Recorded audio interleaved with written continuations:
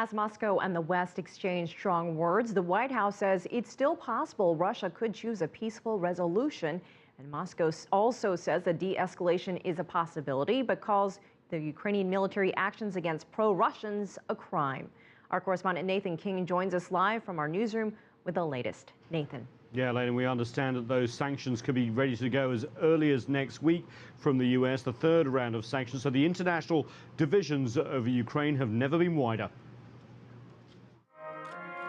U.S. President Barack Obama touring Asia, but the crisis in Ukraine sends a long shadow. More sanctions could be on the way. What we've been trying to do is to continually raise the costs for Russia of their actions, while still leaving the possibility of them moving in a different direction. And we'll continue to keep some arrows in our quiver in the event that we see a further deterioration of the situation over the next several days or weeks. But so far, the U.S. approach of carrot and stick to Russia is not working, and Moscow's Foreign Minister Sergei Lavrov railed Friday against the Ukrainian military's use of force against its own people.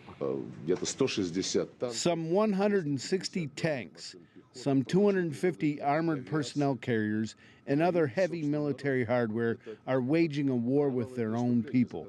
This is a bloody crime, and those who push the army to do that will pay, I am sure. But Lavrov is holding open the possibility of a pullback by pro-Russian militias if nationalistic demonstrations cease in Kiev. There are signs that the barricades set up weeks ago in the Ukrainian capital are now being dismantled. However, pro-Russian militias show no signs of doing so on the ground. As night closed in, Ukraine's Interior Ministry said a group of international observers from the Organization for Security and Cooperation in Europe were detained by pro-Russian militias in the eastern Ukrainian town of Slavyansk. Negotiations for their release are ongoing. And all this is happening as U.S. administration officials say that Russian jets have actually gone into Ukrainian airspace several times over the last 24 hours.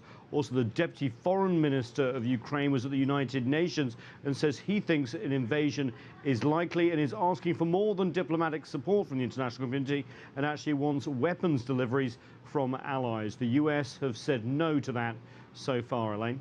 And Nathan, when are we likely to see additional U.S. sanctions? I know it could have started today, but who are they likely to target? Yeah, we thought they might come down today, but we're hearing as early as Monday.